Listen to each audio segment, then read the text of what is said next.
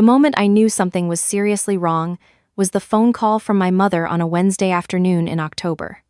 She called twice within an hour, which she never does. When I finally picked up, her voice was smaller than usual, hushed, the way she sounds when she's in a waiting room and doesn't want to disturb anyone.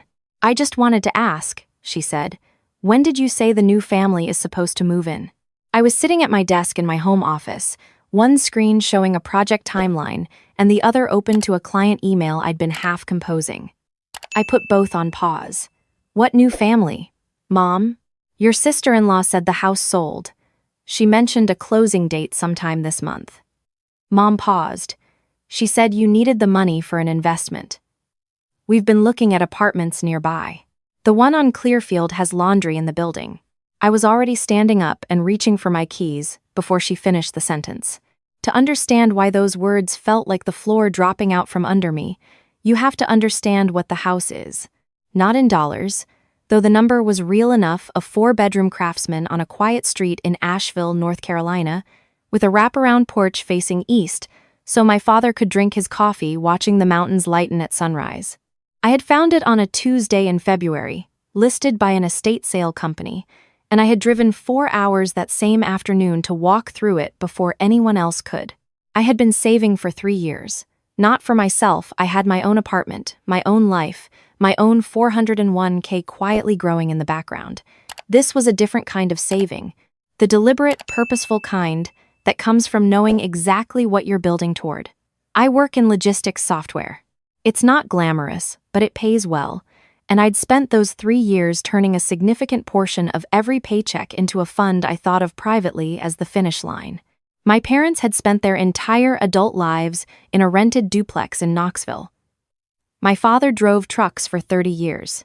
My mother worked as a school librarian until her knees gave out, then took a part-time job at a florist because she couldn't stand being idle. They were the kind of people who clipped grocery coupons not out of necessity, but out of habit, out of a deep-seated belief that you didn't spend carelessly on yourself because there was always something someone else needed more. They had put me through college on that philosophy. They had put my brother through a 2-year program and then covered the debt when he dropped out and changed direction. They had never once complained about any of it. My brother married his wife 3 years ago. She is 10 years older than me. A woman who once described herself at a dinner party as a creative entrepreneur, a phrase that, as far as I had been able to determine, meant she ran an Etsy shop that rarely updated and attended a lot of networking brunches. She was not malicious. I had told myself many times in the early years. She was just accustomed to getting what she wanted and had never been introduced to the concept of a limit. I closed on the Asheville house in April. I paid cash, which took everything I had saved and a good portion of what I'd earned from selling a small rental property the year before. I hired a contractor to fix the roof, replace the water heater, and redo the bathroom tile. I planted a vegetable garden in the backyard because my mother once told me she'd always wanted to grow her own tomatoes. I built a reading nook into the alcove off the living room because my father had boxes of paperback westerns that had never had a proper shelf. I gave my parents the keys on Mother's Day. My father cried, which he had done maybe twice in my life that I had witnessed. My mother walked through every room touching the walls, which at the time I thought was the sweetest thing I had ever seen. She was making sure it was real. They had been living there for 5 months when my sister-in-law apparently decided it was time to sell it. I drove the 4 hours to Asheville without stopping, except for gas. I called my mother back once I was on the highway and told her to please not pack anything, not to sign anything, not to let anyone into the house until I got there. She agreed, but her voice was uncertain in a way I didn't like. Uncertain the way people get when they've been told something enough times that they've started to believe it. It was early evening when I pulled onto their street. From halfway down the block, I could already see the cars. 4 of them, parked along the curb in front of the house. One of them, a white SUV I recognized as my sister-in-law's. The porch lights were on. Through the living room window, I could see movement, people, the blue-white flash of a laptop screen. I sat in my car for 90 seconds and breathed. My sister-in-law had a particular talent for constructing alternate realities and presenting them with such confidence that people stopped checking whether they were real. I had seen her do it with catering vendors, with my brother's friends, with my mother-in-law at Thanksgiving 2 years ago. She didn't lie so much as she narrated, building a version of events that centered herself and then holding eye contact while she delivered it. Most people didn't push back because the confidence was disorienting. You found yourself wondering if maybe you had misremembered. I was not going to misremember tonight. I got out of the car and walked up the porch steps. Inside, the living room looked wrong in the specific way that a space looks when someone has begun the process of erasing its personality.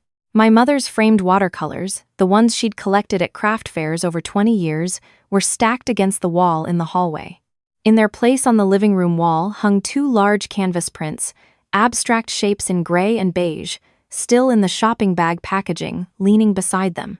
The reading nook I had built for my father was stacked with boxes. The boxes were labeled, not in my parents' handwriting. My mother was sitting at the kitchen table. She was holding a mug of tea with both hands. Across from her sat a woman I didn't recognize. Dark-haired, mid-40s, a large leather tote on the chair beside her. On the table between them was a stack of papers. My sister-in-law was standing at the kitchen counter, smiling at her phone. My brother was beside her, also on his phone, in that practiced performance of being very busy with something important. My sister-in-law looked up first. Her smile reshaped itself into something different, still technically a smile, but recalibrated. "Oh, you made it. I was going to call you tomorrow. Were you?"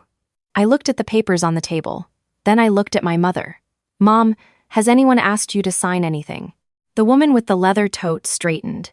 "Are you the daughter? Your sister-in-law mentioned you might be stopping by. I'm a real estate agent. We were just going over some preliminary." "We're done here," I said. The agent looked at my sister-in-law, who had moved away from the counter. "She doesn't have any authority in this transaction," my sister-in-law said, her voice smooth. "The sellers are Thomas and Elaine."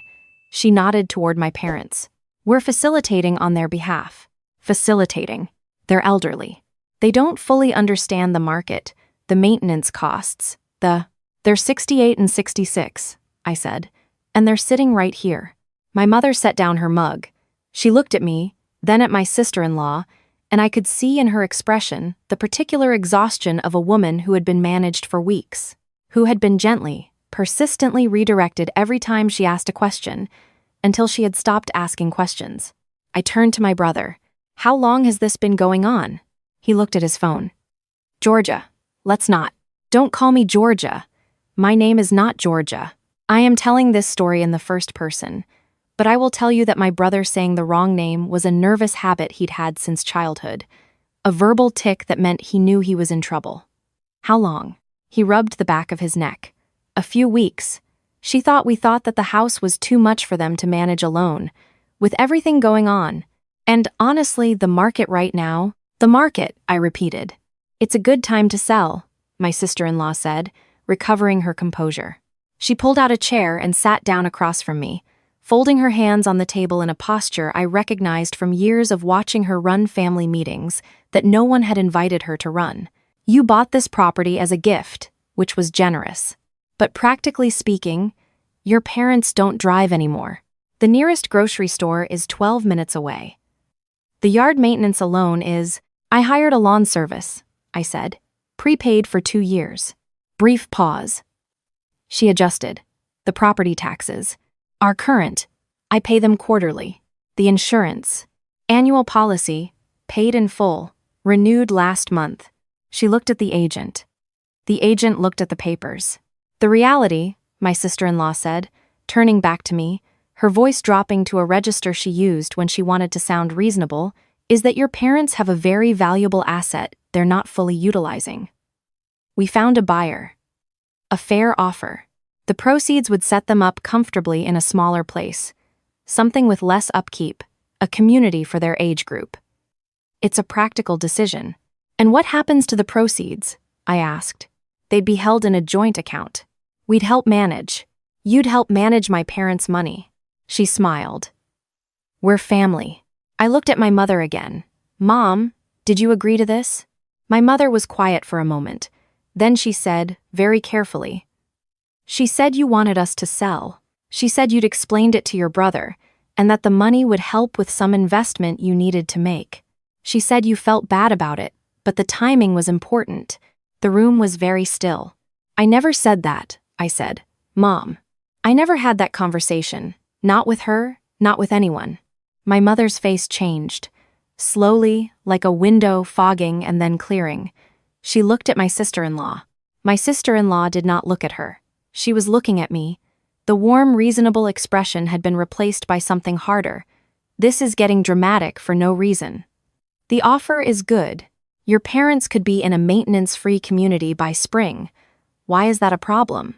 Because this house is not for sale, I said. Because I own it. Your parents own it. You gave it to them. No, I said. I didn't. This was the part I hadn't told many people, for no particular reason other than it hadn't come up. When I bought the house, my lawyer had walked me through the options for how to structure the title. I was single. I was the one who had paid for the property. My parents were older, and I wanted to protect the asset from exactly the kind of situation where someone could talk too kind, trusting people into making a decision they didn't understand. So the house was titled in my name, held in irrevocable living trust, of which I was the sole trustee, with my parents listed as lifetime beneficiaries. They had the right to live there for the rest of their lives. They had no authority to sell. Neither did anyone, acting on their behalf. I didn't explain all of this right then.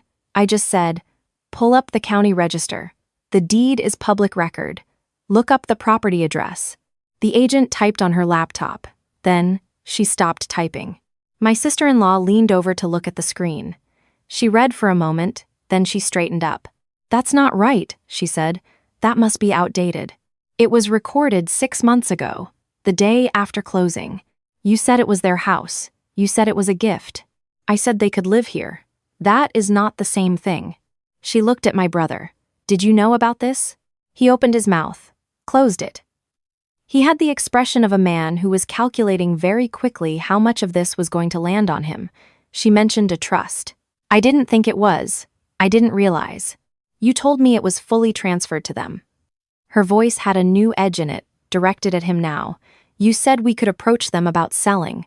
You said they'd just sign over. I assumed, he said, quietly. You assumed. I thought it was a gift. Most people, when they give, it is a gift, I said. A home, not an asset to liquidate. The agent had begun gathering her papers, with the efficient movements of someone who has understood that she is in the wrong room and would like to leave it. My sister-in-law watched her do it. So what? She said. You have total control? They can't do anything with their own home without your permission? They can live here. They can have guests. They can plant whatever they want in the garden and paint the walls any color they choose. I looked at my mother's watercolors stacked in the hallway. What they cannot do is sell it, mortgage it, or transfer it. And what you cannot do is represent yourself as having any authority over it whatsoever. This is controlling, she said. This is you treating them like children. My father, who had been silent in the doorway since I walked in, stepped into the kitchen. He was wearing his reading glasses pushed up on his head and a flannel shirt, the same one he'd worn for about 15 years. He looked at the papers on the table. He looked at the canvas prints leaning against the wall. He looked at the boxes stacked in his reading nook. Where are my books? He said. The question was simple, almost conversational. But there was something in it that made everyone go still. The boxes, my sister-in-law said, gesturing. We packed some things up to make the house more appealing for. You packed my things. He said it the same way, not a question this time. Thomas, it was just for the showing. We had a photographer coming this week. You packed my things, he said, in my house, without asking me. She inhaled. We were trying to help you. Both of you. You don't understand I understand, he said, that my daughter built me a reading nook. He pointed to the alcove, where 3 boxes were stacked. I understand that I came downstairs yesterday and couldn't find my chair because you'd moved it to the garage. I understand that my wife has spent the last 2 weeks apologizing every time she walks through her own kitchen because she doesn't want to be in anyone's way. He crossed his arms, which is something he almost never does. My father is not a large man, but he has the hands of someone who spent 3 decades doing real work, and when he crossed his arms and looked at my sister-in-law, She took a half step back. I was very polite, he said, because your husband is my son, and I was trying to keep the peace. But I am done keeping the peace. He looked at me. Tell me what to do. I looked at the agent, who had finished gathering her things. You should probably leave, I told her. This property is not for sale, and there's no transaction to discuss. She nodded, murmured something appropriate, and left. The door closed behind her with a soft click. My sister-in-law turned to my brother. Say something. He looked at the floor. Your sister is humiliating me in front of a professional contact. Say something. He was quiet long enough that the silence answered for him. When he finally looked up, he didn't look at her. He looked at my father. Dad, I'm sorry. I thought she said it would be better for you. More liquid, easier to manage. I thought it was the right move. He swallowed. I should have called you. I should have called you before any of this. My father nodded once. It was the nod of a man who has received an apology and is deciding what to do with it. You should have, he said. And you should have checked with your sister. My brother nodded. He also looked at me and nodded. And I accepted it because this was not the moment to have the larger conversation, which was coming, and which would take longer than one evening to work through. My sister-in-law was not done. She had the particular energy of someone who had expected to win and was processing the recalibration in real time. Fine, she said. Fine. The house isn't for sale, but we're still here. She gestured around. We've been here for 3 weeks. We have things here. You can't just erase that. You're guests, I said. We're family. You're guests, I repeated. And right now you're guests who moved furniture without permission, stacked my father's belongings in his reading nook, and tried to sell a property you had no legal authority over. I kept my voice even. I'm not calling the police. I'm not involving anyone else. But I am asking you to take your things and go tonight. Tonight? Her voice jumped. We don't have anywhere our apartment is. You didn't give up your apartment, my brother said quietly. We're still on the lease. I've been paying it. She looked at him. He looked at his shoes. In the silence that followed, I went to the hallway and picked up my mother's watercolors. I carried them back to the living room and leaned them against the wall where they belonged. Then I went back and got 2 more. My mother stood up from the kitchen table and helped me. We worked quietly, side by side, putting things back. It took my sister-in-law about 20 minutes to accept what was happening and begin gathering the things she had brought. She was not quiet about it. She moved through the house with a particular brand of aggrieved energy, making sure every door she closed communicated her feelings about the situation. My brother carried boxes. He didn't say much.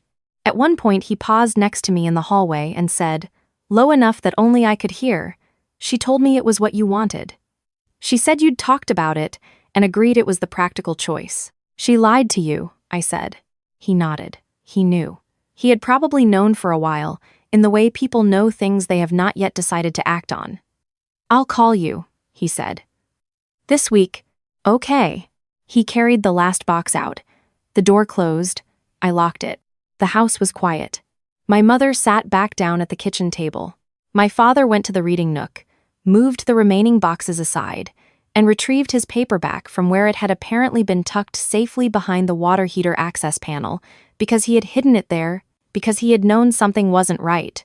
I sat with them for an hour. We didn't talk very much. My mother made more tea. My father read. After a while, my mother started telling me about the tomatoes, which had done well this fall, better than she'd expected, and she'd had more than they could eat, so she'd been leaving bags of them on the neighbor's porch. She seemed to enjoy this, the abundance of it, having something to give away. Later, after my father had fallen asleep in his chair with the paperback open on his chest, my mother walked me to my car. It was cold and clear, the kind of October night where the stars are sharper than usual. I should have called you sooner, she said. You called me. I waited too long. She wrapped her cardigan tighter. She was very convincing. She had an answer for everything I asked. And she kept saying you were too busy, that you trusted her to handle it, that this was what you would have wanted if you'd had time to think about it. She was wrong about that. I know. Mom looked at the house, at the light coming from the windows. I think I knew. but she made me feel like asking questions was making trouble, like being uncertain was a burden to everyone. She paused. I don't like feeling like a burden. I thought about my father eating, standing up in his own hallway in someone else's version of this story, and felt grateful that this version had gone differently. You're not a burden, I said. You're the whole point. She hugged me. She's not a tall woman, my mother, and she smells like the same hand lotion she's used my entire life. I held on longer than necessary. Driving back that night, I thought about what my sister-in-law had been counting on.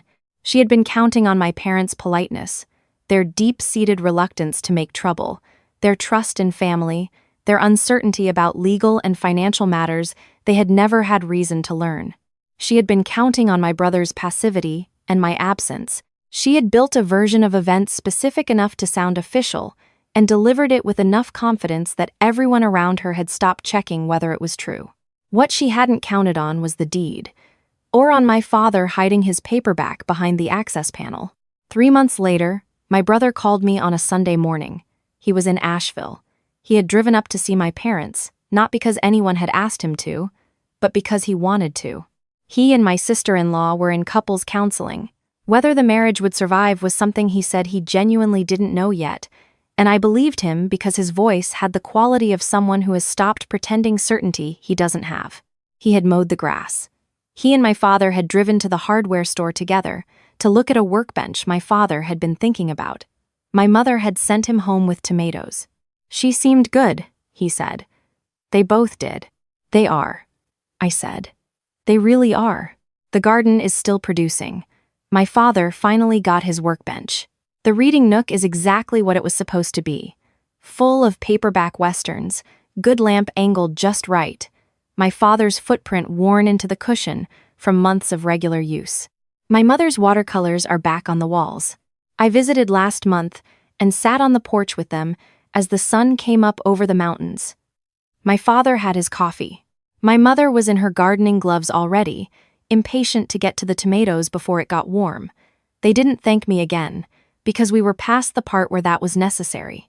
We were in the part that comes after, which is the part that matters.